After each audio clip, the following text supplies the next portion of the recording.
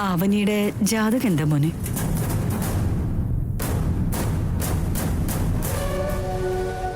ചോതി നക്ഷത്രം. സ്വാതി നക്ഷത്രം.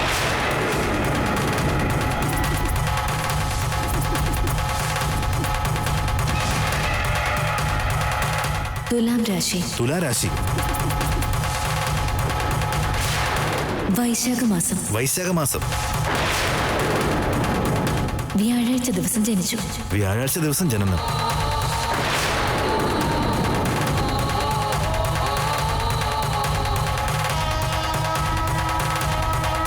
അതാ അവളുടെ ജാതകം.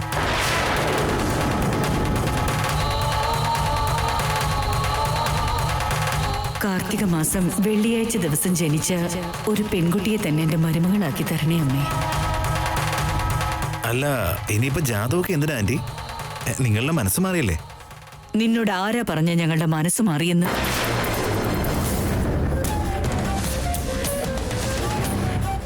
ഞങ്ങൾ നിന്നോട് പറഞ്ഞു, പ്രാണം പോയാലും ശരി, ജാതകത്തിന്റെ കാര്യത്തിൽ എന്റെ മനസ്സൊരിക്കലും മാറില്ല. ജാതകത്തിന്റെ തടസ്സം എന്റെ മകനില്ലായിരുന്നെങ്കിൽ എന്റെ മകന്റെ വിവാഹം എന്നേ നടന്നു പോയേനെ മുരളി. ജാതകങ്ങൾ ചേരാത്തതുകൊണ്ടാ കല്യാണ കാര്യത്തില് ഞങ്ങൾ മുന്നോട്ട് പോവാത്തത്. നിങ്ങൾക്ക് എല്ലാവർക്കും ഇഷ്ടപ്പെട്ട പെൺകുട്ടിയെ കിട്ടാൻ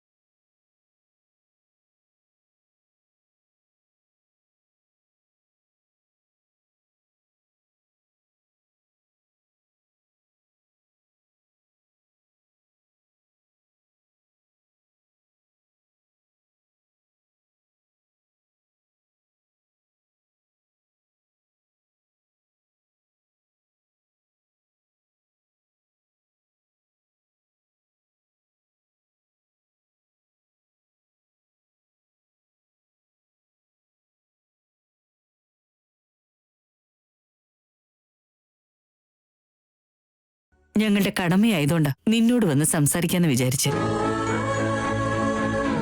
കല്യാണം വേണ്ടാന്ന് വെക്കാനുള്ള കാരണവും ഞാൻ തന്നെ പറഞ്ഞേക്കാം. അതുപോലും മനസ്സിലാക്കാതെ നീ ഇതിനെ പേടിപ്പിക്കുന്നു. അതങ്ങനെയല്ല ആന്റി. ഞാനെന്തോ ഇമോഷന്റെ പുറത്ത് പറഞ്ഞു പോയതാ. നിങ്ങളത് തെറ്റായി കാണരുത്. ഈ കല്യാണത്തിന് തടസ്സം നിൽക്കരുത്. അത് അസാധ്യമാണ്.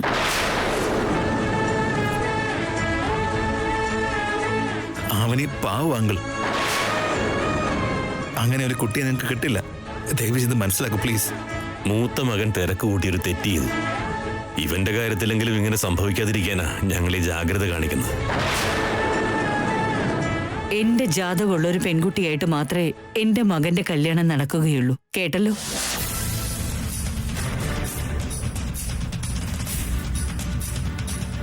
എന്റെ ഫ്രണ്ട് എന്തൊക്കെ വന്നാലും ഒരു സത്യങ്ങളും പറയില്ല അവനി.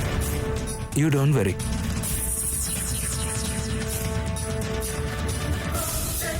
ജാതകം ചേരില്ലെന്ന് വിചാരിച്ച് ഞങ്ങൾക്ക് നല്ലത് മാത്രമേ പറയാനുള്ളൂ. അവളെക്കുറിച്ച് എപ്പോഴും ഞങ്ങൾക്ക് അത് മാത്രമേ പറയാനുണ്ടാവൂ.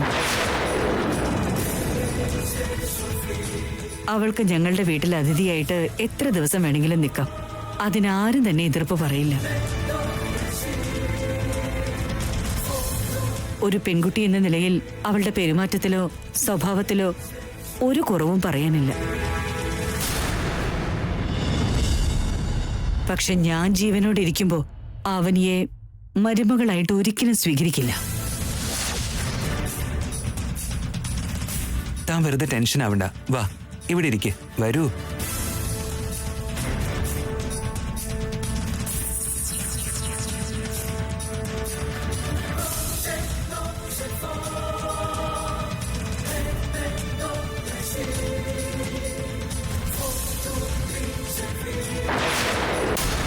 നിന്റെ അനിയത്തിയോട് നിനക്ക് എന്ത് വേണമെങ്കിലും പറയാം.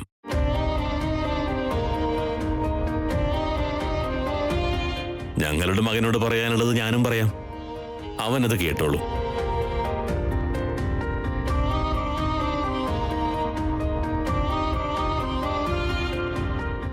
ഈ കല്യാണത്തിന് തടസ്സം നിൽക്കരുത്. ഞങ്ങൾക്ക് രണ്ടാൾക്കും ഒരേ ജാതകം തന്നെ വേണമെന്നുള്ള ശക്തമായ വിശ്വാസം ഇത്ര നാളും മുറുകെ പിടിച്ചു.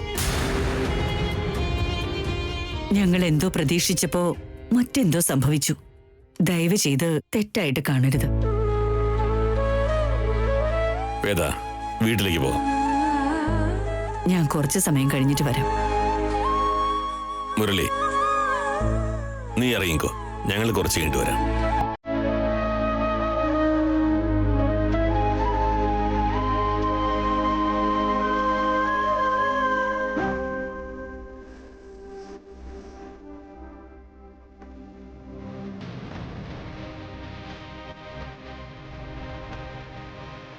പാവം അനിയത്തേക്ക് നല്ല ജീവിതം കിട്ടുമെന്നുള്ള സന്തോഷം മുരളിക്ക് അധിക സമയം നിലനിർത്താനായില്ല.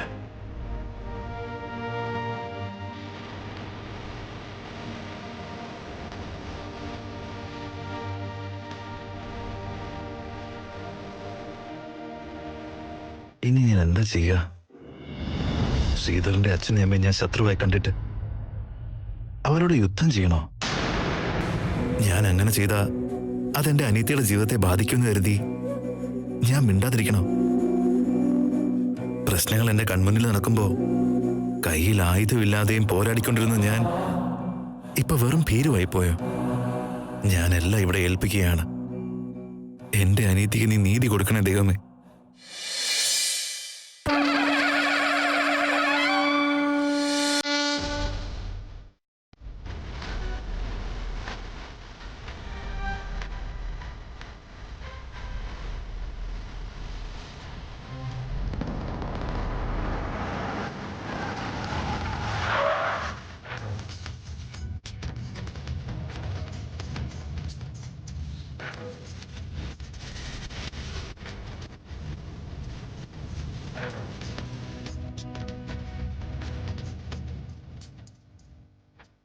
അമ്മയുടെ അടുത്ത് ചേട്ടൻ ഒരു കാര്യവും പറയാൻ പാടില്ല. മറ്റൊരു പ്രശ്നവും ഉണ്ടാവാനും പാടില്ല.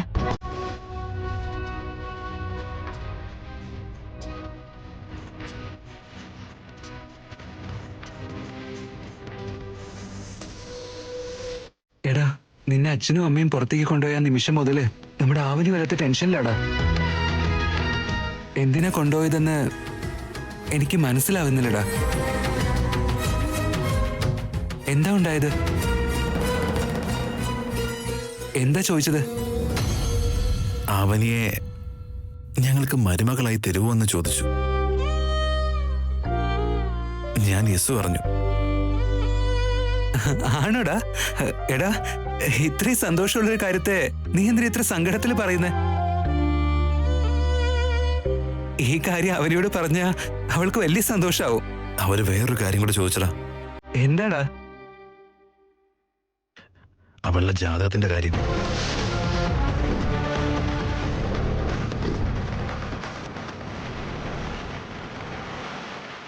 ജാതകത്തെ പറ്റി ചോദിച്ചോ? എടാ, നീയൊന്നും പറഞ്ഞില്ലല്ലോ. എനിക്ക് ഉറപ്പാ നീയൊന്നും പറയില്ല. ഹോ, ആ ഒരു കാര്യം കൊണ്ടാ ആ ജാതകത്തിന്റെ പ്രശ്നമാ അവന് എന്റെ ഭാര്യയായിട്ട് ഇവിടെ പരിചയപ്പെടുത്താൻ പറ്റാത്ത. സോറിടാ, പറയേണ്ടി വന്നു.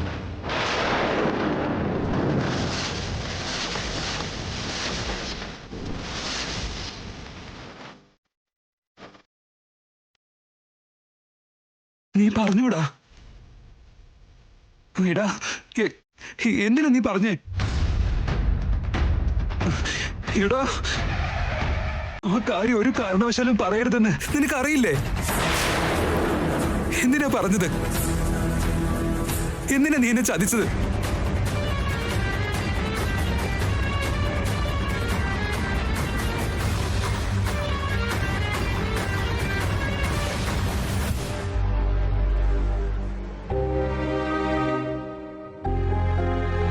ചേട്ടാ,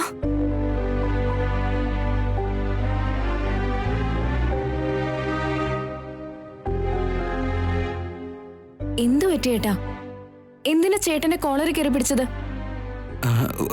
ഒന്നുമില്ല അവനി, ചുമ്മാ തമാശയ്ക്ക്. ചേട്ടാ, അമ്മ എന്നെ കുറിച്ച് എന്തെങ്കിലും ചോദിച്ചിരുന്നു? ശരിക്കും ഏട്ടനെ എന്തിനാ കൊണ്ടുപോയത്?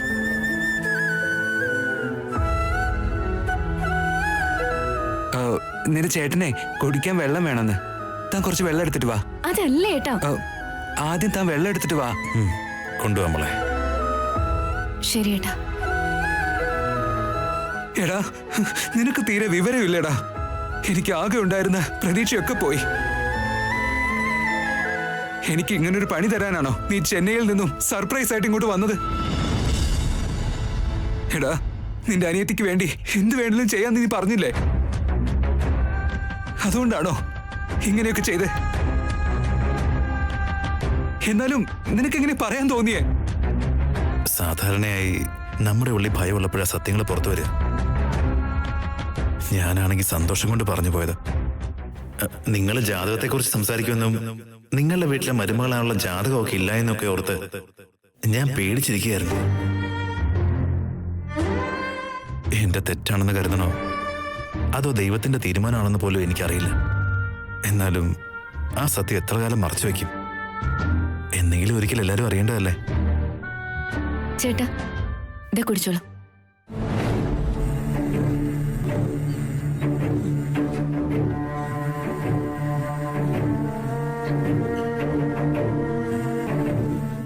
ചേട്ടൻ ഞങ്ങളുടെ കല്യാണത്തെക്കുറിച്ച് അറിയാതെ പറഞ്ഞു പോകുമെന്ന് ഞങ്ങൾ പേടിച്ചിരിക്കായിരുന്നു ഇവിടെ.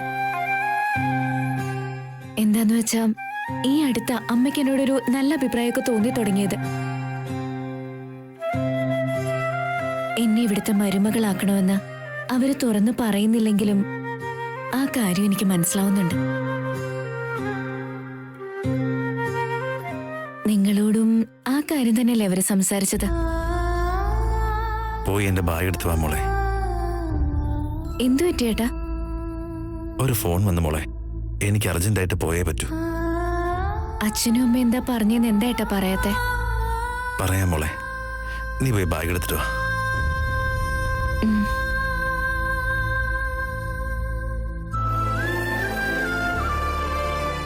ഇനി ഒരിക്കലും അവൻ ഇവിടുത്തെ മരുമകളാവില്ല. ഞാൻ എൻ്റെ കൂട്ടുകാരൻ്റെ സൈഡിൽ നിന്നാ അതെൻ്റെ അനിയത്തിയോട് ഞാൻ കാണിക്കുന്ന അനീതിയാവും.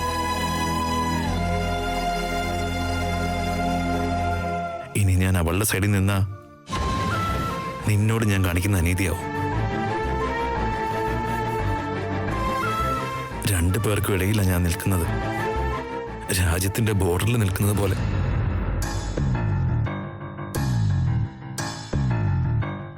രണ്ടു ദിവസം നിന്നിട്ട് പോവാൻ ചേട്ടാ. ഇനി ഒരിക്കൽ വരുമ്പോഴാകാം മോളെ. അമ്മയും അച്ഛനും ഞങ്ങളെ കുറിച്ച് എന്താ പറഞ്ഞെന്ന് ഏട്ടൻ പറയുന്നില്ലല്ലോ. പേടിക്കണ്ട മോളെ, നിങ്ങളുടെ കല്യാണക്കാരെ ഞാൻ അവരോട് പറഞ്ഞിട്ടില്ല. അവർക്കെന്തായാലും നിന്നെക്കുറിച്ച് നല്ല അഭിപ്രായമാണ്.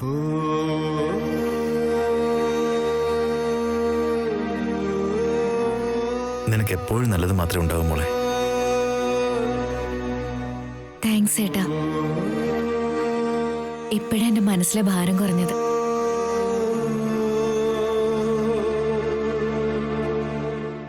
അല്ല, ഏട്ടനെന്തോ ഒരു സങ്കടം പോലെ. നീ മരുമകളാണെന്ന് അറിഞ്ഞിരുന്നെങ്കിൽ ഈ സങ്കടം ഉണ്ടാവില്ലായിരുന്നു മോളെ. എങ്കിൽ ഞാൻ പോയിട്ട് വരാം. നിനക്ക് നല്ലതേ വരും. ഇവനെ ഡ്രോപ്പ് ചെയ്തിട്ട് വരാം.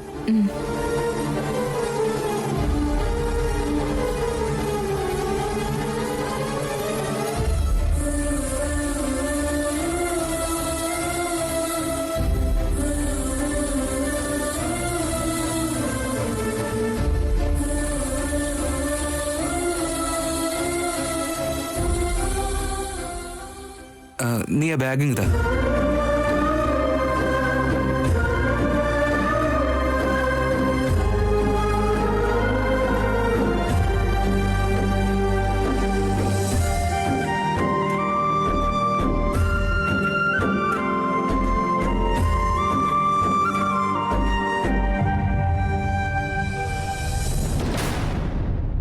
ബോർഡറിലെ പട്ടാളക്കാരന് ലീവ് കിട്ടുമ്പോൾ ജനിച്ച നാടിനെയും സ്വന്തം അച്ഛനമ്മമാരെയൊക്കെ കാണാൻ വേണ്ടി എത്ര സന്തോഷത്തോടെ വരാറ്.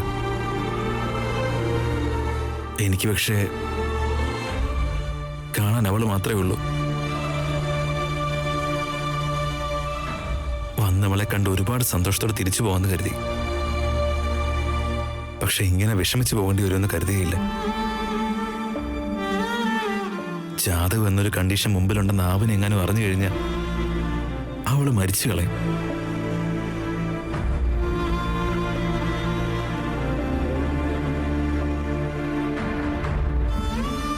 ഈ കുടുംബത്തെക്കുറിച്ച് അറിയാത്ത നിഷ്കളങ്കിയായ ഒരു കുട്ടിയെ എല്ലാവരോടും ചേർന്ന് ഒരു അപകടത്തിലേക്കാണ് തള്ളിയിട്ടിരിക്കുന്നത്.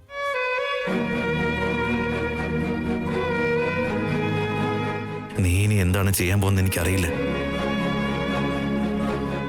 അവനോട് നീ നീതി കാണിച്ചില്ലെങ്കിൽ നീ ചെയ്യുന്നത് മഹാപാവമാണെന്ന് മറക്കണ്ട.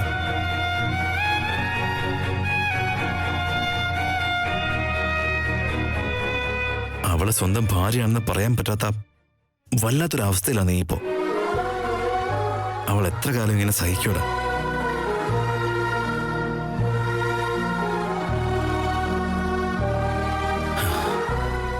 ഞാനിപ്പോ ഒന്നും പറയുന്നില്ല. ഇനി ഞാൻ വരുമ്പോ ഇതുപോലെയുള്ള എന്തെങ്കിലും സിറ്റുവേഷൻ ഉണ്ടായാ നടക്കാൻ പോകുന്ന മറ്റൊന്നായിരിക്കും. നിനക്ക് മനസ്സിലായല്ലോ അല്ലേ?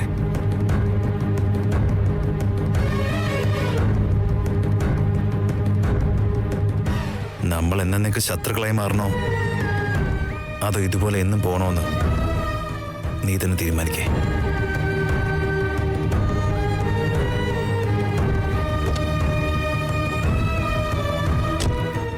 ഞാൻ പിന്നീട് വിളിക്കാം, നിക്ക്. ഈ മനുഷ്യരെന്താ ഇത്ര പെട്ടെന്ന് പോയത്? മുരളിയെ പിടിച്ചു കഴിഞ്ഞാ നമുക്ക് സത്യങ്ങളൊക്കെ അറിയാൻ സാധിക്കും. ഏട്ടാ, പെട്ടെന്ന് ഞാൻ അങ്ങനെയൊക്കെ പെരുമാറിയടാ. സോറിയടാ. എന്നെ ഇവിടുത്തെ മരുമകളാക്കണമെന്ന് അവര് തുറന്നു പറയുന്നില്ലെങ്കിലും ആ കാര്യം എനിക്ക് മനസ്സിലാവുന്നുണ്ട്. നിങ്ങളോടും ആ കാര്യം തന്നെയല്ലേ അവര് സംസാരിച്ചത്? പോയി എന്റെ ബാഗ് എടുത്തിട്ട് വാ മോളെ.